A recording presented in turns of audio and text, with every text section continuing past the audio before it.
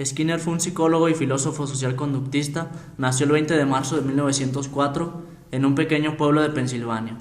Su padre era un abogado y su madre ama de casa. Durante su crecimiento fue matizado con la idea del trabajo duro y las costumbres muy tradicionales. Estudió en el colegio de Hamilton, donde se graduó de literatura.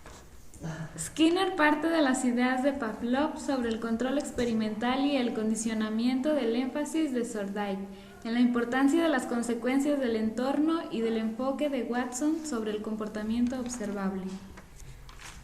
La psicología es la ciencia del comportamiento humano apoyada en la ciencia del comportamiento de otros seres. Sin embargo, el comportamiento humano se distingue debido a un cambio particular que permitió el nacimiento de los lenguajes como una cultura especial. Y desde luego, se incluye en el estudio del comportamiento lo que la gente dice sobre sus procesos mentales, sus intenciones, etc. Para muchos psicólogos, el comportamiento se explica como un efecto de procesos internos, ya sean mentales o neurológicos. Entienden el comportamiento como la manifestación externa de lo que está ocurriendo en el interior.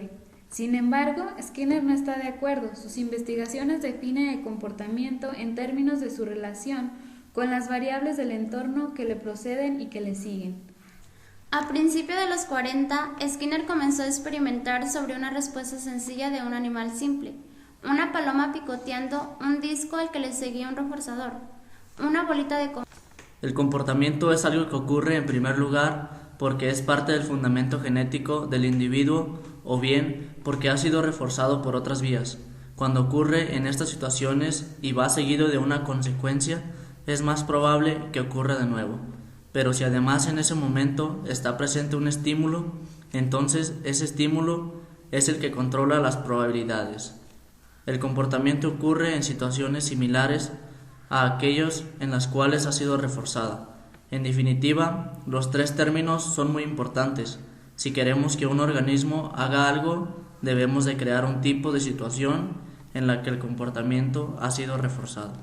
Esta paloma hambrienta se mueve más o menos al azar. Algunas veces gira su cabeza hacia la izquierda. Cuando lo hace, reforzamos ese movimiento, permitiéndole el acceso a un plato de grano. Una vez que se ha reforzado a la paloma para que realice un leve giro hacia la izquierda, podemos esperar reforzarla a que la gire un poco más lejos. En diferentes etapas progresivas se llegará a un punto en que la paloma dé un giro completo. La paloma ha aprendido a dar ese tipo de respuestas porque ha sido reforzada en etapas sucesivas hacia el patrón final. A lo largo, Skinner creó una cadena de montaje psicológica en la que los datos de comportamiento eran el producto final.